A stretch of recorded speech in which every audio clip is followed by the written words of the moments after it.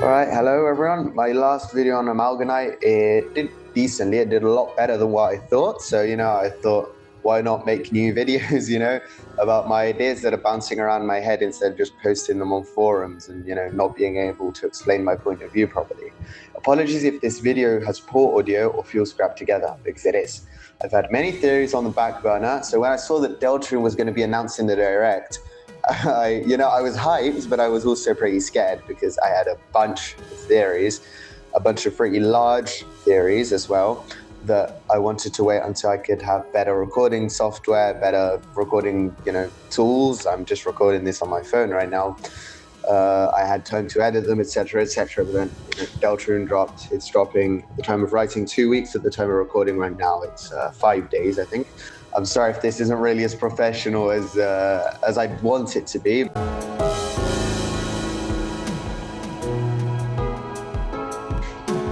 So, this video assumes that you have played all 3 main Undertale rounds, will have Deltarune and have basic knowledge on outside elements, such as the cryptic Tricky Tony tweets from back in 2011, his dream and penumbra phantasm, and various different outside areas that you wouldn't find just playing the games, so things like gaster, redacted, etc., etc., the spamted sweepstakes, alarm clock dialogue, all of that.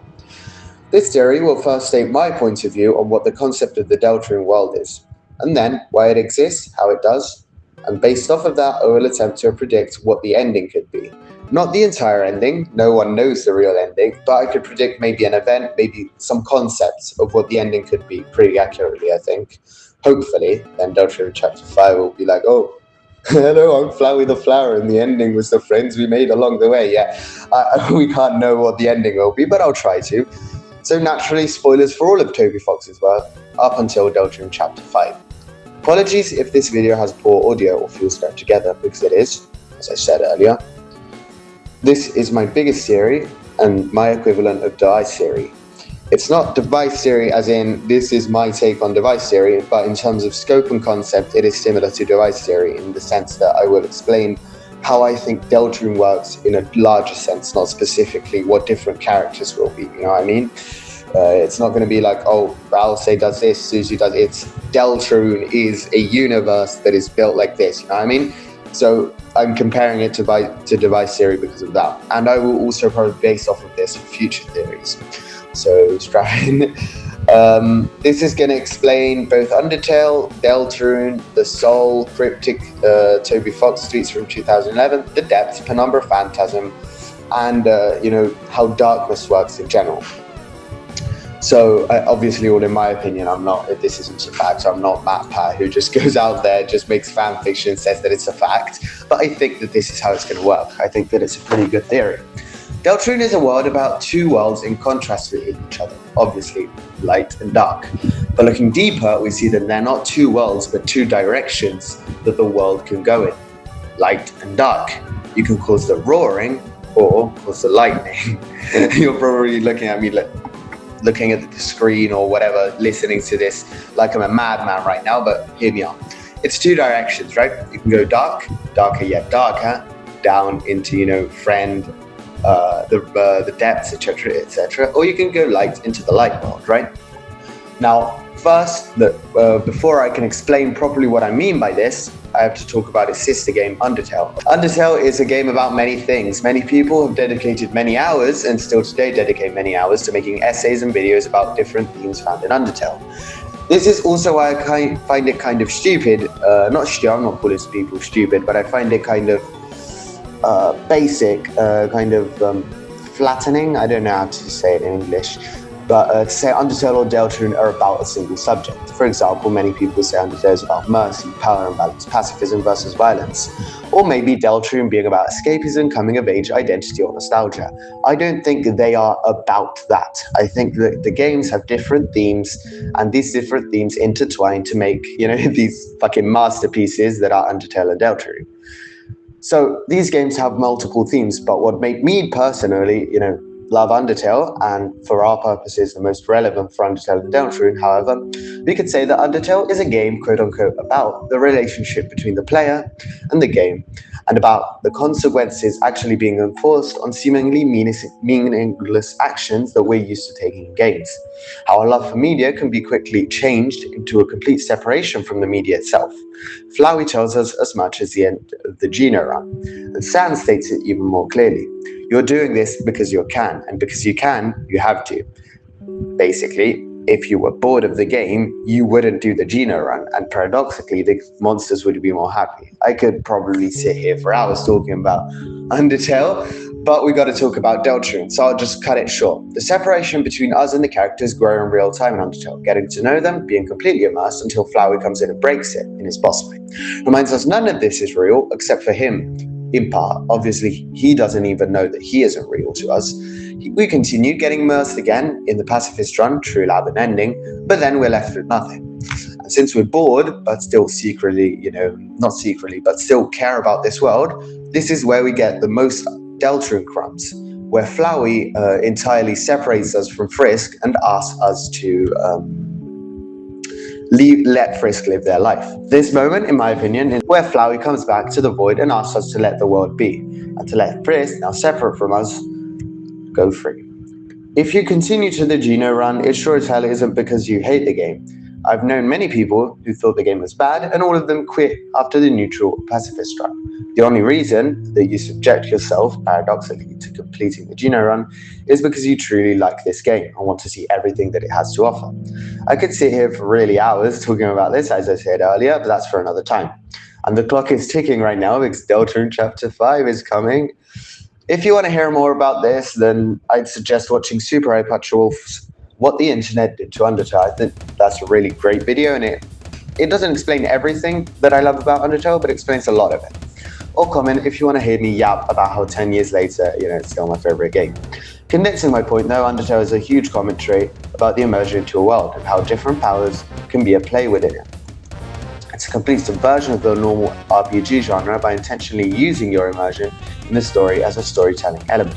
So given Undertale was basically the meta game, it's obviously naturally creates an imbalance about how real different characters act.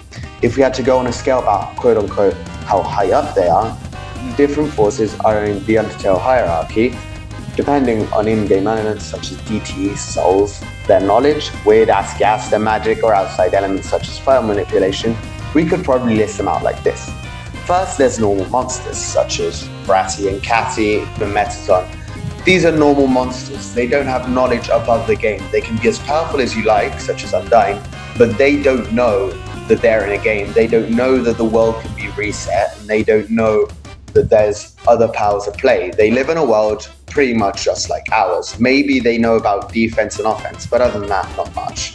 Then we can have monsters such as Gerson, who know of UI elements and shops and how we can attack in the shops. Then we have Alfie, Sans, and Asgore, who know of resets and know how they're basically affected by us and how we can reset and come back and remember that they can't remember. Alfies and Sans can possibly also know about Deltarune, but that's still up in the air, but I think so. Flowey, who knows of resets and can reset, and they even had this power in the past, but now have no power or way of telling when they happen or work, but now have no way of controlling them.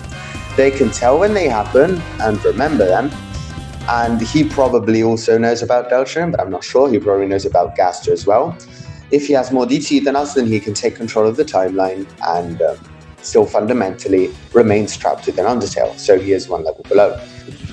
Chara, who is a reflection of us, and a whole fascinating can of worms that I won't get into, but in their evil-ass Geno form, they are aware of the fact that Undertale is a game, they are aware of the fact that we are the player, or maybe at best that we are the soul who controls the timeline, and they can even sever our connection to it. Remember, they can even cause damage to our window itself. Flowey just closed it. Chara actually attacks the game window. Us, since we're real, we know this, we can control the computer, we're basically God there. Simple as that. We can edit timelines, we can make them think and say whatever we want, we can save, load the game, mod it, or go on with our lives without playing Undertale. On our same level is Toby, who is also real, unless he's the cartoon dog from the game, I guess. Tricky Tony, obviously, maybe we could put him one level on top because he controls the cannon, but that's not really relevant to the quote-unquote reality discussion. He is real, just like us. Then there's Gaster, who we don't really know. We could put him pretty much anywhere, probably below us. He's not more real than us, but who knows? But we don't know at which point he is in Undertale, but in Deltarune it's much clearer. These are, in the meta sense, the levels we're working with. And as we can see, they're ordered based on how quote-unquote close they are to us and how immersed they are in the fiction of the game itself. We see the secrets also follow a similar hierarchy. We see in the first quote-unquote secret the various routes. Very obvious, we can probably tell that there's going to be different routes, but sometimes, if you're like the casual player, quote-unquote, that Deltarune fans keep talking about, who's blind, deaf, and can't write, can't text, can't read, and can't use the internet, then maybe you wouldn't know what, it's semi-secret, you're not forced to go through that. Without word of mouth or the internet, some people could probably skip it. They might think that it's a one-time adventure. Then miscellaneous secrets, such as Flowey hiding behind you, Easter eggs, similar random stuff, the dates, you know what I mean. And then there's secret bosses like So Sorry and Glide, which is hidden which are hidden behind, for example, completing the credits at the end of the pacifist run or changing your time on your computer. Then we have FUD events, which are technically possible to go to happen randomly during gameplay, but much more likely to be found via file manipulation. All of these are probably relevant to Deltarune, given that all of the ones that weren't relevant have become relevant in retrospect. Probably I will make a video about how this affects chapters 5, 6, and 7, given that we probably have some clues that we're not using yet. Also with the fairy person, the river person. Then we have secrets in code that I call level 1. They're not dog checked, they're obviously accessible, like ABC123, which is put right there, so you can see it first as soon as you open the files. Then room 123, friend inside me, and room _ gaster. These are all things that you can find. I wrote this friend inside me in the script. I'm a fucking dumbass. I'm a stupid idiot. I thought that I was, I thought that I was being like funny and stuff, and that I wouldn't have read it out loud. But I geeked out and read "friend inside me" out loud. It's not "friend inside me." It's that friend behind you, the one room in Waterfall. That one, room 123. Then room _ gaster. These are all obvious to find if you open up the code. Then there's secrets in the code level 2, which are dog checked, not obvious to non-underminers. And these are, different secrets you can find by removing the dog check, which is different and pretty difficult to do. The bottom is secrets that are both dog checked, broken, and have other ARG elements to assemble. The only really one that we can find in Undertale right now, I'd say, is a redacted quote-unquote quest, in which you have to re-implement multiple items and assets into the game before being able to do it, which is also why I think it's pretty important. It's dog-checked, it's got different assets, so, it's pretty weird. And I really want to make a video about this, actually, because it's really, really hidden, and I don't think it'd just be for nothing. I think it's the original Undertale Sans, but that's for another day again. And the time isn't ticking. Or maybe I'll just record it in 10 minutes, who knows. Then I've got quote-unquote deep secrets. These are things that are extremely difficult to find, such as Penumbra Phantasm in the Azrael theme. These are more miscellaneous. They're not in the code specifically. How long did it take her to smile? Whatever the answer will be quote-unquote a deep secret. It'll be probably found in external media, these. So we see here in Undertale, uniquely for its time, it doesn't only take meta elements into account, but it actually blurs the line between us playing the game on our computers and the people that are within that game. Now, we know one of the themes in Undertale was, in the meta sense, the theme of the player's connection to the game. So it's a game basically about immersion. The genocide run is the breaking of that immersion, being switched out for an interest and curiosity about the game in a meta sense. The pacifist run is the opposite of that. It maybe could be born out of curiosity in a meta sense, but it is immersion. You are immersed into the game and you believe in that game. You are placed inside of that game. It's the suspension of disbelief. Then finally, there's the gaster stage after you've completely severed yourself from the game and only work off of the meta kind of curiosity, even going into the files. And if you want to talk about suspension of disbelief, you've ruined the game for yourself. But if you want to talk in terms of secrets and curiosity, you're only really starting the game now. This is where the fun part begins for most people. So, knowing this, how can we bring our findings into predicting Deltarune? Well, we know that Deltarune is also a game with themes of immersion and fiction, much more obviously and in-universe ones than Undertale. The Dark Worlds. The Dark Worlds are a supernatural phenomenon that we know next to nothing about. Despite spending most of the game inside of them, we basically only know that. They require a huge amount of determination to make, most likely being the reason that the night hasn't caused a roaring yet, and even makes Chris create a fountain at the end of Chapter 2. They're created when a lightener concentrates their determination into a blade. I suspect there's something special about the black knife and Chris's knife, given the fact that they're the only two weapons that are used to create fountains, even when in Chapter 4 it could sensibly work with anything else.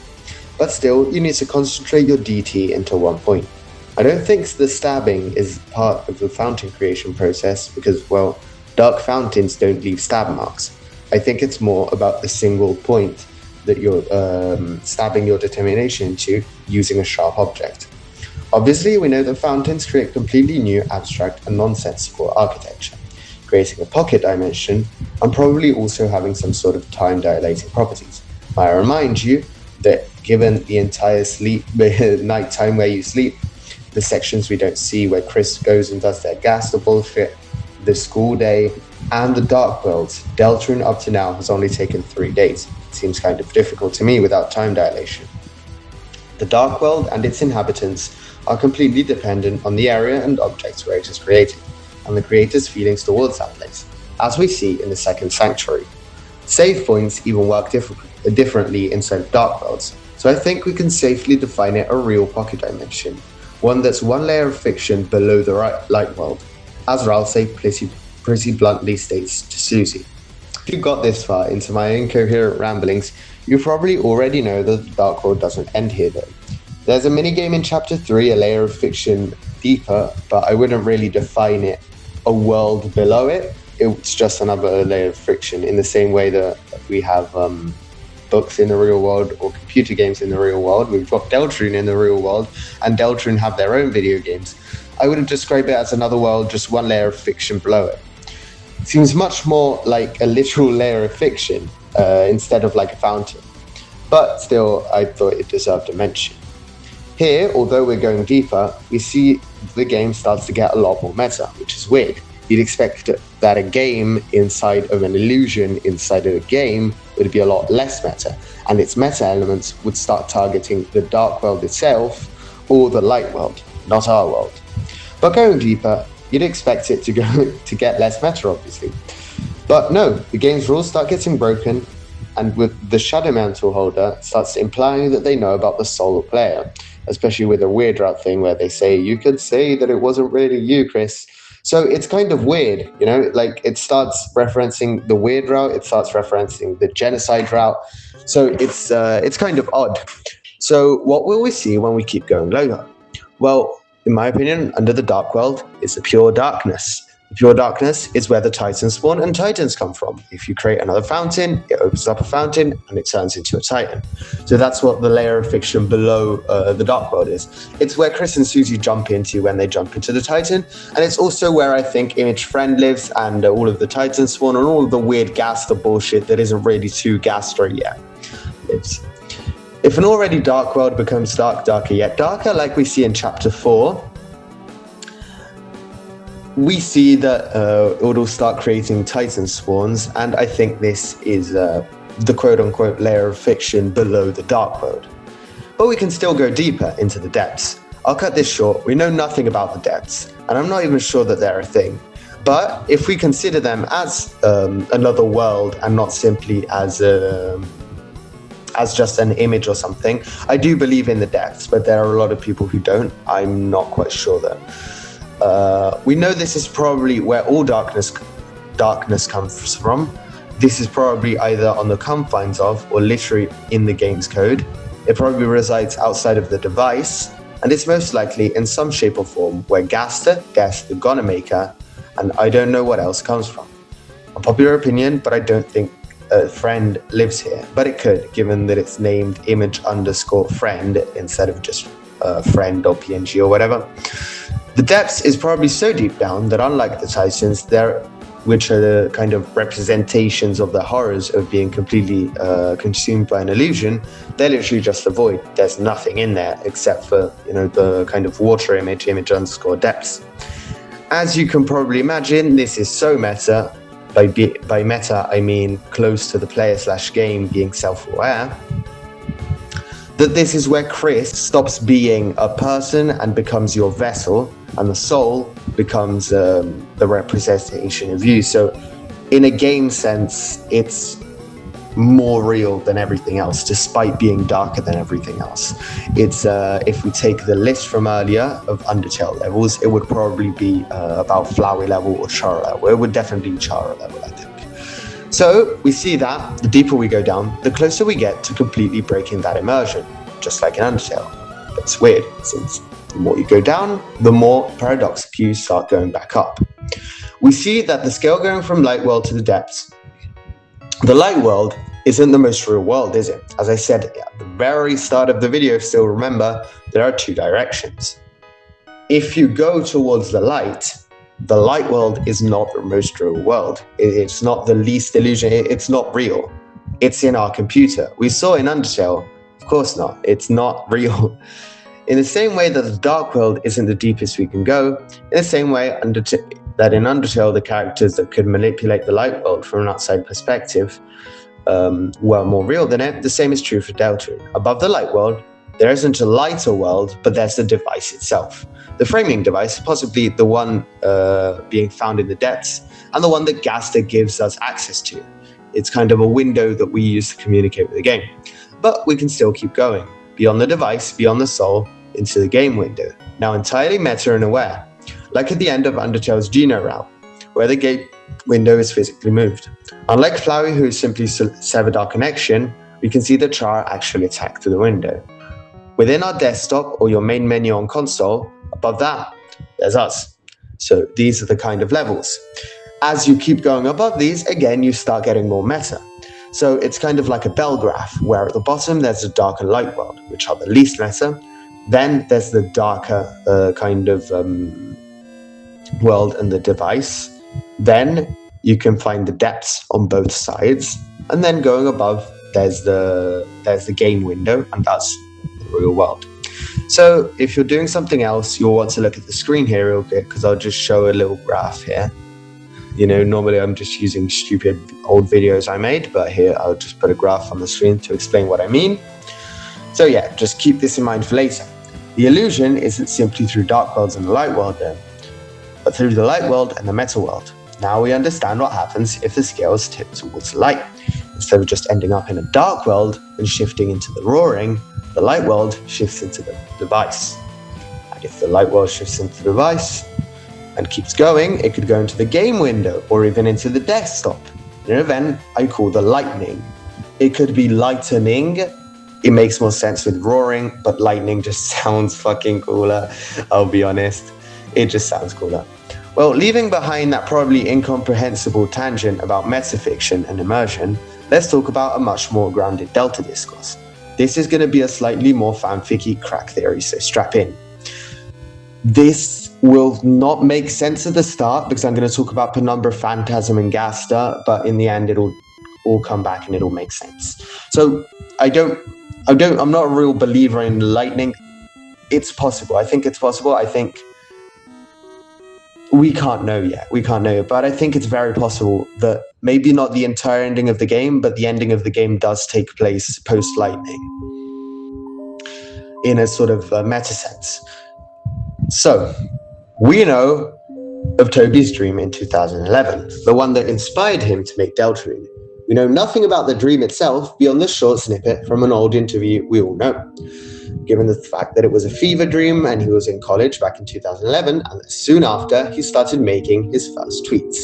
This game inspired the creation of Undertale and Deltarune, acting as the ending of the entire story of both games. Of course, we have some very interesting information at the time, as I said. His first few posts were the initial build-up for Deltarune all the way back in the day. The posts were obviously the edge of the shadow where reality and dream meets. We also see something similar in the Deltarune website.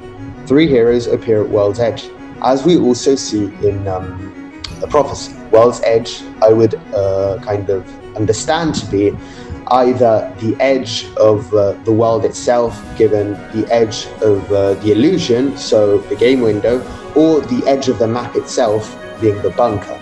It could work with both, but I think the edge of the shadow that he talks about is more likely to be the edge of the game window, and the bunker is more likely to be the world's edge. I know it's really hard to explain, but I hope you get the gist. If you don't understand, just comment. We also, see this in Penumbra Phantasm, where it says, "At World's Edge, shatter the twilight reverie." If you want to have more, knowledge on Penumbra Phantasm, I'm not going to sit here and say all of the lore about Penumbra Phantasm.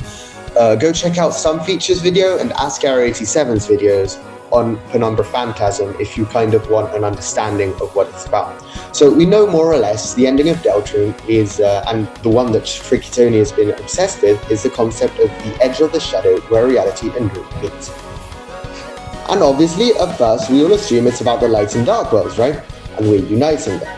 But given the precedent Undertale set, and given we see light and dark aren't the only worlds at play, I think Tricky Tony is pulling one of his classic Toby tricks. The edge of the shadow isn't the dark or light world, it's Deltarune and reality. The dream is the game itself. Twilight Reverie is our immersion within the game. That is first takes us into Chris, then obviously that illusion is broken, we are not Chris. Then it makes us into the soul. That makes us friends with Susie and Valsay, despite then really being lines of text and strings of dialogue, just like Flowey says. I don't think Deltarune, Toby Fox's magnum opus, will plainly end with dark and light world meeting or uniting. I think it'll be the very reality of the quote-unquote my Deltarune, as Gaster calls it, meeting with our computer interface, our reality. Kind of like the DDLC ending, if you can catch my gist. So we can see the Twilight Reverie as a suspension of disbelief, the Umbral Ultimatum as a complete immersion within the game, and the shattering of the Twilight Reverie as us realizing we're playing a game and the game becoming self-aware too, and uniting with our kind of computer. So what would the Penumbra Phantasm be? So, as I said earlier, Twilight Reverie would be in the middle of the light, the dream in the middle of the light. Umbral Ultimatum would be the ultimate darkness. And Penumbra Phantasm, well, Penumbra obviously is, again, the edge of the shadow, half light. It's not when you're completely under the sun, but when you're mildly shaded. It's half light, basically. For our purposes, it would be between Deltarune and reality, with Deltarune being dark and reality being light. Being able to glimpse reality, yet not being able to completely become immersed into the darkness. So, Penumbra Phantasm would be the ghost, the phantasm, the spectre that is found between us and Deltarune. Something that could, perhaps, always be listening and be kind of mysterious and a ghost, someone who mysteriously disappeared and vanished without trace, someone who could talk to us through a website, emails and posts, yet not being physically real, but yet still be able to talk to us inside of Deltarune, yet not being able to truly enter it. Someone who's shattered across time and space, always listening but never truly present. Someone who, on opening the program of Deltarune, greets us and gives us access to the light world through his device. We all know who this is. It's Dr. W.D. Gaster, plain and simple.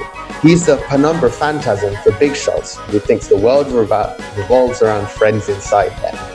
In all seriousness though, he's the only proper explanation to all this, unless you don't believe in Player Angel and it's the Angels theme, which is kind of weird. Player Angel is really strongly implied.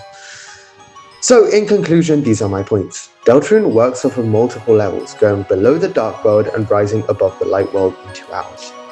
This would probably be the ending. If the imbalance were to start shifting towards the light, this Twilight Reverie might truly be shattered for good, just like we saw in Undertale. This would definitely fit with the concept of fighting Chris on your menu screen, which was a rather popular theory back in the day. The final boss fight being either against Gaster, Chris, or whatever, it would probably be meta. And in a meta game, it would probably quote-unquote shatter the Twilight Reverie. Just like Flowey did. Flowey has already done this. He absorbs 6 souls, and he closes the game, and he lets you know that he knows that this isn't truly real. He shatters the Twilight Reverie already, just not really as greatly as Gaster probably will, or as we accidentally will. So the Twilight Reverie is the edge of the shadow. Penumbra Phantasm will be in the game. It'll probably not have the Doctor motif naturally, but I think that if Penumbra Phantasm plays, it'll definitely play in this moment. The moment where the game itself becomes united with reality.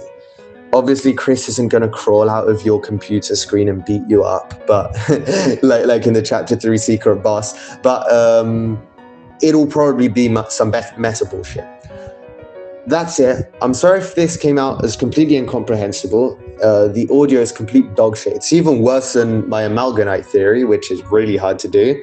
I mean, that was already terrible, but I really got to get this one out quick.